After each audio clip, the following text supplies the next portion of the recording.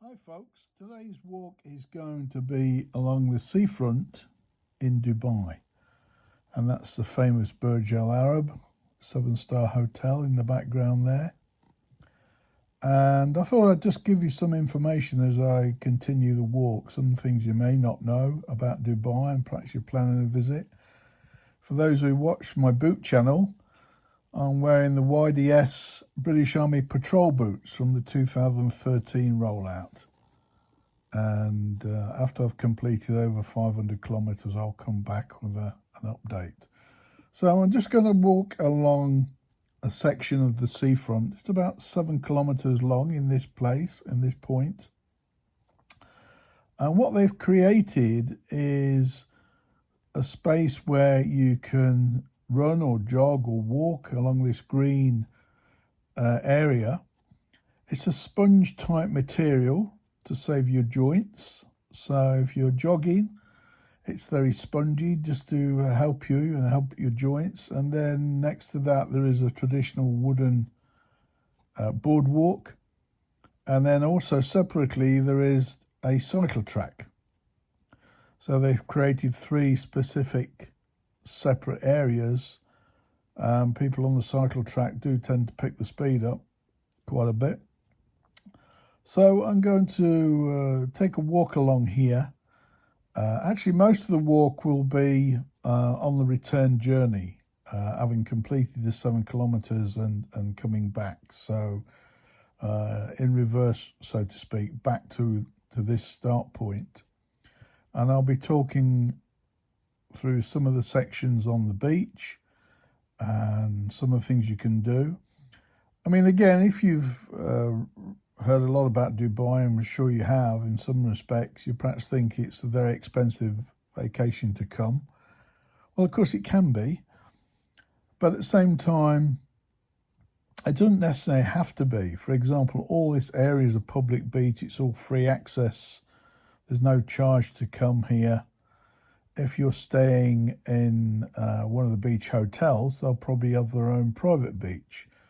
But if you're staying in a hotel in the city or with relatives perhaps that live here and you're coming to visit them, then you can come down to this beach on a daily basis, and there's no charge to use the beach or the seating and issues like that. So I filmed this in January, and that's the local park. I mean, the Dubai municipality are doing a great job in turning this area into a nice area to relax in with the plants and the flowers, bearing in mind that only just a few years ago this would just have been desert and the sea coast, and now they're turning it into this area where you can come down and jog if you want to, or just sit on the beach or just swim, etc.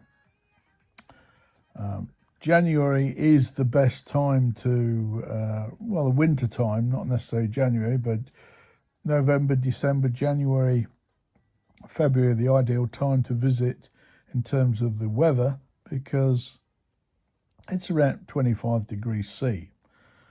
During the summer, that does get up to like 45, 48, maybe even 50 degrees C. So it's pretty warm sitting on the beach in the summer. They were holding a marathon here just after I visited, and I think that's what all these the UAE flags are there for. And then in the background there's some more construction, of course. Now we can just see there, look, there's people walking along the cycle track with bikes going by, humans being what they are. Even though they've got all these spaces to walk on, they don't need to walk on a cycle track, but you see them pushing buggies, etc. So now I'm at the opposite end, and I'm walking back towards the Burj Al Arab. And okay, it's an fairly early morning. It's sort of eight, not that early, 8 to 9 in the morning. It's on a weekday, so the weekends would be busier. But as you can see in this particular section, it's pretty empty, even though this is the height of the season. So there's generally plenty of room along this area, and some areas are busier than others, which we'll see, where there's a few shops, etc. But if you're just going to come down and swim in the sea or sit on the sand or bring your own picnic, there's there's plenty of space to do that. And as you can see, they keep it very clean. There's no litter. Dubai municipality, you've got an army of workers out here tending to the beach and tending to the plants, so it is kept very clean. So that shows the 6.5 kilometre mark, and it's marked off at every 500 metres basically. So if you're doing a walk or a run, you can time how far you're going. As I said, the green is actually like of a sponge finish, and then you've got the traditional boardwalk. And there's the Burj Al Arab in the distance, so that's the walk back we're going to do.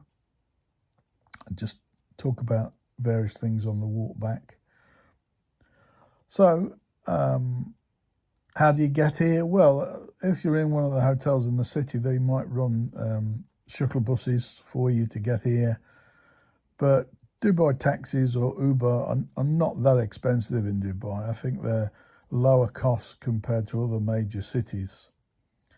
There's car parking, which we'll look at, and that's not expensive either. So, as I say, Dubai doesn't have to be a mega expensive place to visit. It probably is if you're staying at the Burj Al Arab and using the minibar. But apart from the beaches, there are low-cost hotels, not hotels, museums, which are, not that expensive to visit. There's parks as well, again. So if you are really stuck on a budget and you don't want to spend a lot of money, then there are ways around that. Not least, you can come to the beach every day if you want to. And look, it's pretty empty. Considering it's the season, this particular area is pretty empty. Also, which we'll say as we walk along, they do have lifeguards positioned, fairly regular basis. And there's one of the lifeguard huts, and they go by the international sort of flag rule, the yellow flag. Look, you can see it's pretty calm today. Red flag would mean, don't go in. Generally in the Gulf area, and this is Arabian Gulf, of course, the other side of the water is Iran. Early mornings tends to be the calmest from the water perspective. And then as the land heats up, say towards midday, the hot air rises, of course, so you get the cold air coming off the sea, and that's when you can get the waves start. But it very much depends on a day basis, but certainly during the summer, if you've got a lot of heat coming in off the land, rising off the land, then you might get rougher water, midday towards the afternoon. So early morning or, late afternoon. Now, this is open 24 hours a day. They actually have specific areas where you can do night swimming, where they've got lights on, and you can do night swimming. So how safe is it? Well, of course, if you can't swim, it's not safe at all. A bit of a statement to the obvious, but as a general rule, it is safe swimming. Sometimes the beach can, depending on the current, can tend to dip off suddenly quickly, and you can find yourself out of your depth if you're paddling out. Suddenly you're in deeper water, and that might be would be a problem for some people who can't swim, and that may be some of the fatalities have been because of that reason. There's the lifeguards now doing their early morning PT session. Water can, again, depends on the time of the year. For some people, the water would be a little bit chilly to go in during the winter. But if you're a Brit, it probably wouldn't be. It's a lot warmer than going in the English waters in the summer. And then during the summertime, it really hots up. It's almost like going into a hot bath in the sea. So there's the signs with the usual beach instructions. And there's another sign here which you might not have ever seen before. It says, beach access for people of determination. which is a saying for people who may have a disability. And if that's an American saying, it's certainly not a usual English saying.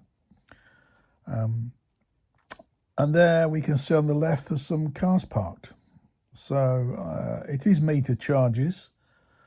So there's a meter you pay, but very easy access there to the beach from the car parking. Again, that would fill up a lot faster at the weekends or maybe later in the day. But there are various locations along this beach where you can park your cars. Let's just go and look back to where I've been. So what about marine creatures? Everybody always thinks, well, what about sharks? Well, no issues there. You don't get sharks in the Gulf here off Dubai. If you go a very long way out to the rigs, sort of 80 miles out, they do sometimes see hammerheads around the rigs, but no sharks off the beach. The only potential marine life that can be a problem, sometimes you get jellyfish. And there's one of the guys, look, just sweeping the sand off the boardwalk. What you used to get, not so much now because I think there's too many people, you used to get stingrays, especially in the wintertime, coming into the shallows where it's a bit warmer for them.